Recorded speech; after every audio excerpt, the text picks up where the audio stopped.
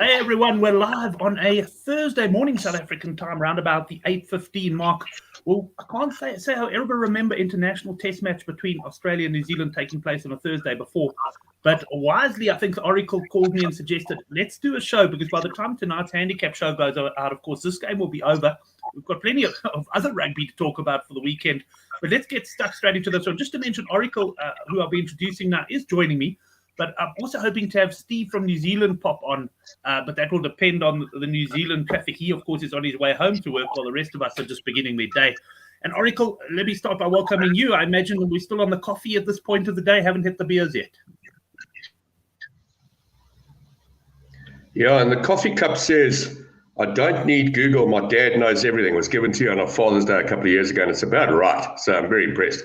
I just want to say, I'm obviously I'm not able to get on the show tonight, Brent, because I got load shedding between 8 and 10, and the upload, as I told you the other day, I learned the upload is about a fifth of the download, so I can't get on. So the other thing is, I'm going to talk about just the Lions and Bulls game, and the reason for that is it's the only South African teams playing this weekend, and I don't really have a feel for the other matches, and I'm going to let them run for a couple of weeks before I get involved. So week 3 is probably when I'm going to have my first URC bet bar this particular one here. I'm sorry, on the other teams, not playing South African teams. I've just got to get a feel for that. And so I'm going to talk about the 3 games, this game, Australia, New Zealand, the Argentina, South African game, and Lions, Bulls game. I won't keep it long. I suppose this will probably be about 15 or 20 minutes, considering I'm the only one talking, or the only guest, should I say.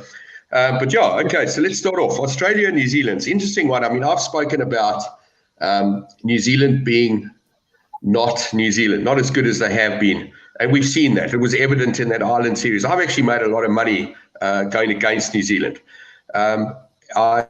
There was a guy on Twitter the other day telling me to take off my tipper's hat and replace it with a comedian something, I don't know. But the reality is 2 weeks ago,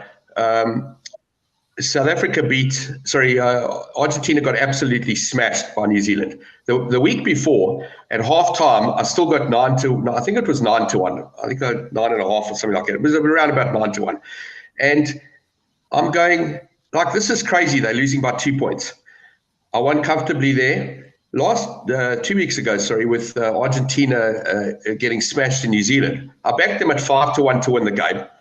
I backed them outright to win the championship, as I told you. And I'm going to say I pressed again this week. They're 30-1. I think the price is way too big. South Africa have come into 5-2. Anyway, just to go back to that. So on the Australian game, I'd say go -7 each way. Now, that was a bit of a play on that within 7 bet that everybody offers. But the reality is I actually took bigger handicaps as well. I took 15 and more South Africa. I think that was 7 or 8-1. I also backed Australia at -9 and -12. But the point is I actually won money on the weekend. So because I didn't bother with the actual 9 to 10 handicap. And there's a lot to say about that. And that's why I wanted to start with that story going into this game. Now, I'm going to tell you that Australia can win this game. And sure, they can lose by 30, but I think the value is actually backing Australia to win this game. It's the first time that they've got an opportunity, a real opportunity of winning this Bledisloe Cup they haven't had since 2000. I think it was before my kid was born. He was born in 2003. So, I mean, it's really that long ago.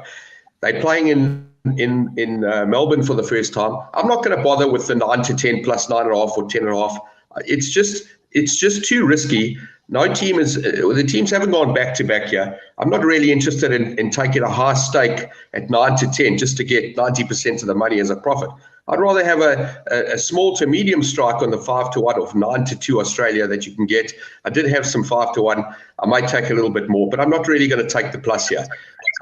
What interested me about this particular match as well is that they've dropped that little whining number 9. They put him on the bench, so I don't know how much time he's going to have. But I think he was definitely a problem for the team. They brought in Bernard Foley. Now, I always tell people I don't know the names, but a lot of the names I do. I know the main guys. I mean, this Bernard Foley was actually quite good.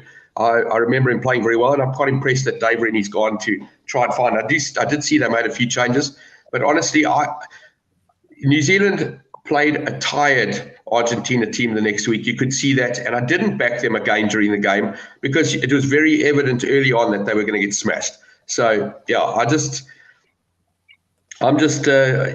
think the value here is taking a little bit of Australia to win the game, and New Zealand can win this game by 20 as well, 25. They can smash them, but I just don't see it happening. I think this is Australia. It's their best chance to get this Bledisloe Cup back in the last 15 years. So if you're not like me and you don't want to take a bigger price and a smaller stake, then I'll go for the plus, but I wouldn't suggest it. I'd rather go for the outright. I see quite a bit of support in the live chat, and thanks, guys, for joining us at such short notice. I'm sure some of you sitting at work in South Africa busy watching this one on the slide. But quite a bit of support for the plus. A lot of guys saying, Henrik included, who will be on the show tonight, saying Australia will win the game. Greg saying an Aussie friend reckons they'll get hammered, so I think I'll go darkness -10. I must admit, Greg, I'm kind of with you on this one. I was initially leaning Australia, but I don't really like this Australia team that have been picked. I'm not convinced that Bernard Foley, I can't really say for sure because I haven't seen him play of late, but I'm not convinced that Foley's going to be the answer, what I would consider so late in his career. So I actually think New Zealand are going to be the business here, but I've gone in my good for the game preview. I've gone New Zealand over 30.5 points, which means New Zealand need to score 31 points or more, 8-10. I see that line is edged up slightly at Sunbet to 31, but we should have good conditions for this game. It's as far as I understand, it's under the roof, and the only concern is perhaps the pitch, which does tend to cut up. So we've just got to hope that holds up. But that's what I'm going for, Gav. So it looks like you and I are in opposing camps for this one, man. That's right. We've been opposing lots of times. Just small to medium stake here on outright. I'm happy. All right, let's move on. Let's talk Argentina, South Africa. Excuse me. Sorry, the other thing I was reading is Oracle. You can see you've got to get to work this morning. You've got much more urgency than normal. Yes, that's right, because it's not Thursday night at 9 o'clock. It's Thursday night at 8:15. Anyway, I see your other guests arriving there with his All Black shirts. I don't know if you welcome, heard. Steve. Welcome, man. Wrong side. Welcome, Steve. We've got to support our island brothers. Come on, people! Now get out there, support the Fijians. Seen them play the All Blacks, and you see the Fijians play rugby. You got to support the Fijians with a shirt. Good to have you back on the show, man. I'm pleased you managed to get through that New Zealand traffic to get on the show in time. But Steve, we'll come to you now. We're just getting Oracle's views on the South Africa game. I am going to come back at the end when we say goodbye to Oracle and get your views on the Bledisloe game this morning. But Oracle, give us your thoughts on Argentina, South Africa. Yeah, so I just want to say one more thing as well regarding both games. I've read a lot of articles this week, and I think a lot of these people are missing the fact that this is the closest championship we've had since it started. Every team has effectively lost 2 games, which has never happened. Well, the winner has never lost 2 games before. So we're actually got a historical rugby championship here. And I'm reading things like must win. I'm going to tell you, no team has to win this weekend. Any team can lose this weekend and still win next week. This is the closest this tournament has ever been. And mathematically, seriously, anything can happen here. They really can. And I've just looked for value. I'm finding Argentina at 30-1 with 2 games, one of them at home. I think it's a crazy price. I absolutely think that's crazy. 5-2 South Africa is also a crazy price. The price that's not crazy, which is crazy the wrong way, is 7-10 or 6.5-10 New Zealand to win this tournament. I think there's no value there at all. Anyway, let's move on. So in saying that, Argentina plus 6.5 against South Africa. They beat Scotland 2 out of 3 games. And in fact, Scotland had one good game or periods of one good game. The rest of the time they were beaten. And that was early on. That was Argentina getting their stride together. They lost the game to Australia, who also had 20 minutes of a good game and managed to get up. Other than that, they smashed Australia. They went to New Zealand and won for the first time. They were tired, as I said earlier.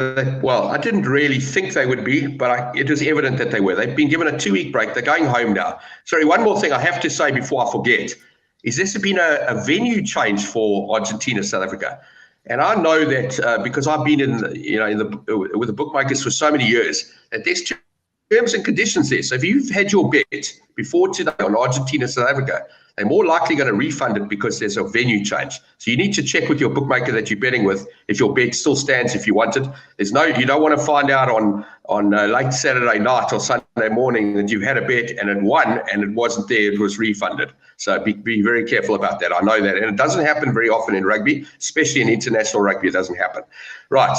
I think I'm going to go the same way as I've gone with Australia here. I'm going to tell you Argentina can win this game. I don't need to back South Africa personally because I've already got them outright. I've also got Argentina outright as well. But I'm going to tell you that the value here is the 18-10, 17-10 Argentina to win this game. I've seen this handicap inch upwards, so I'm actually going to wait a little bit, and I might be able to get 2-1 or 22-10 about Argentina on the board.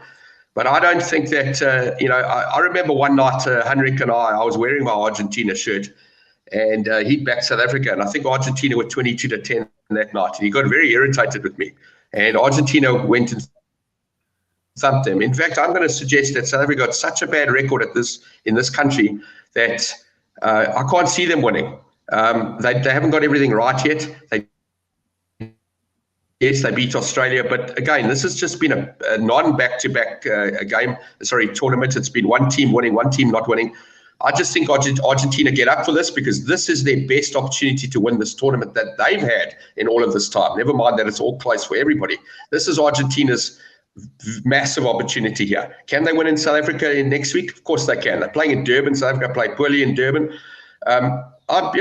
This for me is an Australia win and an Argentina win here. I wouldn't be taking -6 South Africa. I'll tell you why. You're going to sweat. You're going to go on a roller coaster of hell like you would on a tennis match, betting on a tennis match. This is just a crazy game. It can really go anyway, but I really believe that Argentina will win this game on the board. Right, well, let's bring Steve in now. Steve, you could have taken a couple of minutes longer in the traffic because Oracle got through that Argentina. But I think lots of people in the live chat probably quite surprised to see Oracle going with Argentina there. What are your thoughts on this game? I mean, like Oracle says, it really is the tightest rugby championship we've ever had. Oh, by far. It's incredible just how tight and how close this competition has been this season. And you can talk about winning and losing games. And like you said before, that doesn't really matter so much because I think what's going to be so crucial in the next few weeks is the bonus points, because we're seeing already just the difference that's making in this competition. And I agree 100% with what you were saying. I think this is the game that the Pumas will be definitely targeting that they can win. And can they win it? Of course they can win it. There's no question about it whatsoever. Any team can win this season on any day against any opposition. It doesn't matter if you have not won there before. It doesn't matter. We've seen all sorts of records broken, changed, history books rewritten all over the shop. So, yeah, 100% they could win this game. And we've seen all four teams can be so good at some times and they can be god-awful at other times. And you just...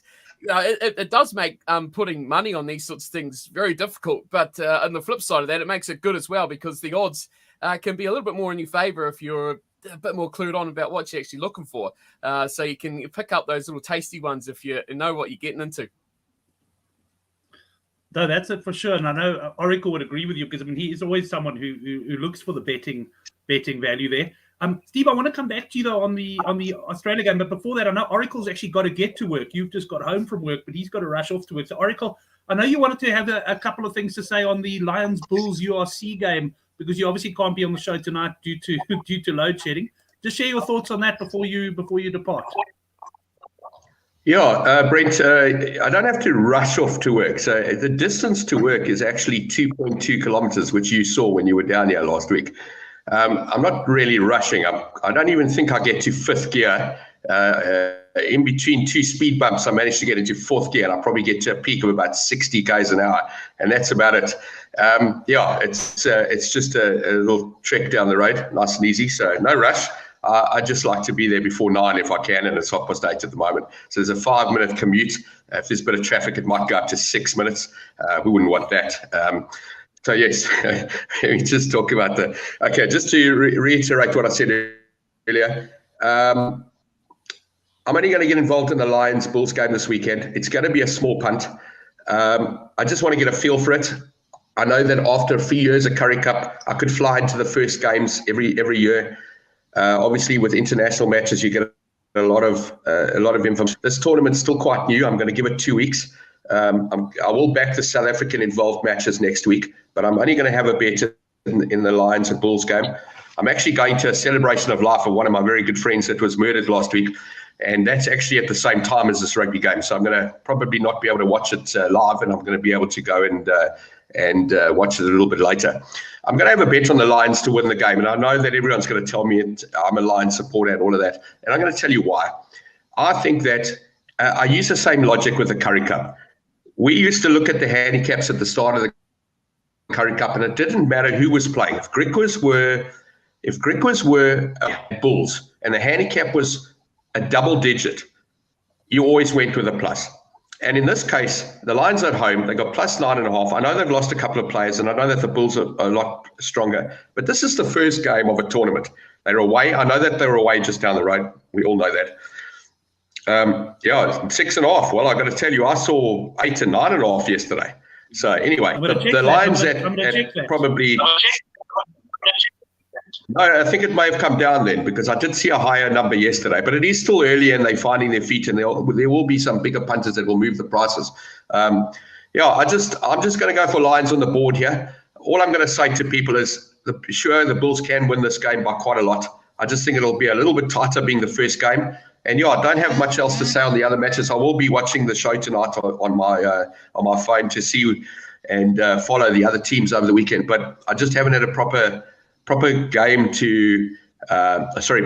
to actually look at all of the other fixtures. And I don't think the history of last year's tournament will help much this year either. I think South Africa are going to be playing in this Champions Cup.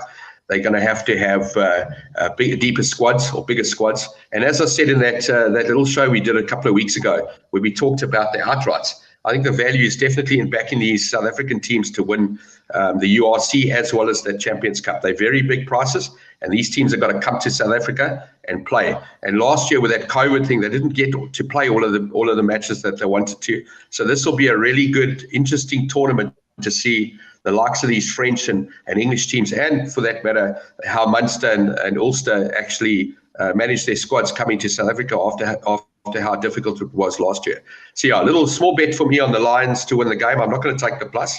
I'll wait until as early or as late as I can to take the bet, but I'm pretty sure I can get close to 2-1 here, possibly even a little bit more, and that'll be my play for that.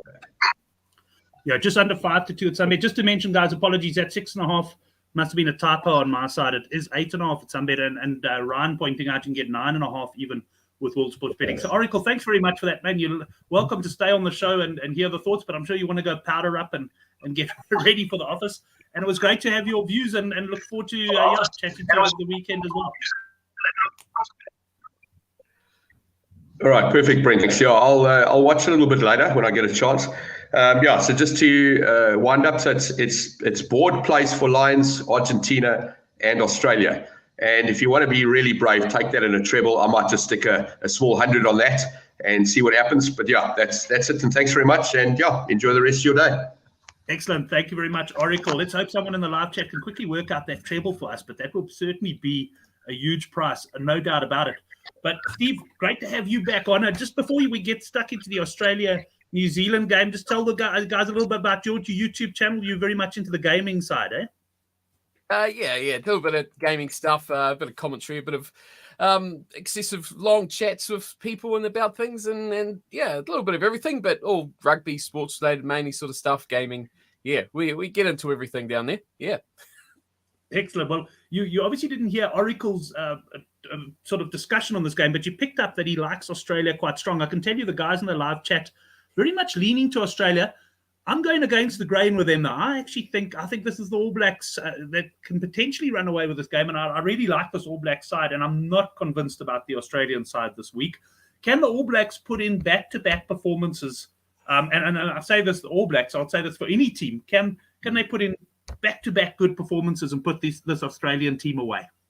That's the $1 million question, isn't it? Can anyone do a good performance 2 weeks in a row? And it's interesting, because it makes it so difficult to really pick these games. And when you look at them on paper, it's like, yeah, you look at this team and say, I would anyway, and think the All Blacks have got a good edge, especially after last week. But we've kind of fallen into that same trap as we did, a month or 6 weeks ago after our trip over to South Africa. We played so well in that second test, come home, Pumas were here, and then, well, we all know what happened there. That was an utter disaster of a homecoming game. And then, it happened again as we go up now, thrashing those Pumas in that second test, and now we're in that same situation again. So, I mean, I look at this on paper, and I look at the consistency. The All Blacks have lost a little bit, though, with what they're missing in players, especially in the forwards, losing out Adi Savia. I mean, that's the only name you really need to say and what they're going to lose in him. But it's that continuity and that consistency that you just got to put the question mark over. And it's those guys that were really impressive last week or 2 weeks ago. It was Rieko Ioane. I'm putting a real big pin on him because I think his game was massive against the Argentinians 2 weeks ago. And if he plays up again and plays really well, that's going to certainly help that All Blacks backline, which is unchanged for another week, to really start to hum along quite nicely. But overall, you think the All Blacks are starting to get into their rhythm. And that's the kind of what's scary about it if they don't actually hit their straps this week going into this matchup, which they're all talking about how important it is and how crucial it's going to be going into this Bledisloe Cup series. So the pressure is certainly on the All Blacks, I think, to actually perform. And the Wallabies, well, we'll probably talk more about them soon, but they're really, when they're good, they can compete. When they're bad, oh boy, they are on another level of bad. No, that's for sure. And just as a matter of interest, Steve, if you had a look at the total points line on this one, I see it opened 50.5 and it's kind of moved up to 52, 53. Punters are expecting that this could be quite an entertaining game. It is under the roof, I believe. Any thoughts on what sort of match we're actually going to get? Well, 2 weeks ago, we saw pouring rain, didn't we? And we saw a pile of tries. So is weather any sort of condition to really know what's going to happen anymore? I think we should see a decent amount of points, 50 points in total. In New Zealand here, we're going 52.5 as well. So, that's a lot of points to be scored. I'd say I'd probably, if I was going to get on that one, to go over because if things do go, they're certainly going to go big. And both these teams can score points, can score tries. It's going to be the start. The start's going to be just so crucial, especially for the All Blacks. Get into it, get the crowd out of it for their own sake, and get that bit more comfortable into their game and settle into things and build on from there. But chances are you're probably going to smash that 50 points over it as well. And the later this game goes on as well, you do see the trailing teams, either if it's a big score margin they're behind, they do pop a few over at the end as well. So even if it's not a close game that we might be liking to see, I think we're going to see points late, definitely. Yeah, I think the general sentiment among the guys in the live chat is for points. So look, Steve, I'm going to take advantage of you quickly while I've got you on, because obviously time frames mean, I mean, we'd love to have you on the show, Martin, but you don't really fancy getting up at 3 o'clock in the morning most mornings to talk on the show. Just quickly, NPC this weekend, anything catch your eye on the NPC? Anything for the guys before we sign off? Oh, geez, not that I've really prepared for the NPC, but I do know the old Stags are in a bit of a tough team, and you can always probably bet on them to get beaten as the weeks go on. But I can have a little bit of a quick look at what we got. Some big games, a lot of talk about this weekend is the Taranaki 1-2 game. The Turbos are in a bit of a sticky spot, much like the Stags are, and a bit of injury concerns going on around that Taranaki team. So there's probably a little bit of a chance of that one, which is on tomorrow night, could be something to maybe a little bit sneaky under if you're that way inclined. They are paying quite a bit more, just about $4.50 here on the New Zealand TAB, but probably a bit different for you guys there. Other than that, that'll probably be my pick about what I've been seeing and reading definitely about this weekend's action. The good teams are good, and they are leaving the likes of Waikato certainly tearing away at this season. So it's as expected most of the time in this competition this season after the first few rounds. Teams have gotten their place and they've gotten their positions, and they're doing their jobs. Excellent. Well, Steve, thanks very much, man. Really appreciate you jumping back from work to join us on the show. And maybe we'll start a few previews a couple of hours before some of the matches going forward, and we can catch you maybe on a Saturday morning when you hopefully haven't had to work as well. But thanks. Been great having you on the show, and catch up on Twitter as usual. As usual, I will be there. Certainly, big thing to look out for this weekend, though, for anyone tuning into the Bledisloe Cup game. Watch the back row battle. I think that's going to be a massively decisive area of this matchup when you've got The All Blacks, who are going with an extra lock in their back row, with Scott Barrett playing at 6. The Wallabies are going with an extra flanker in their second row, with Holloway moving into the second row. So keep an eye on that, how that's going to go. Power versus set piece, maybe. Yeah, it's going to be a good one. Steve set the scene nicely there. Thanks very much. And thanks to the guys who took a bit of time off work to join us on the live chat. Remember, the handicap rugby chat that matters does take place 9 o'clock South African time tonight. We'll see you then. Steve, thanks a mil. Have a great weekend, mate.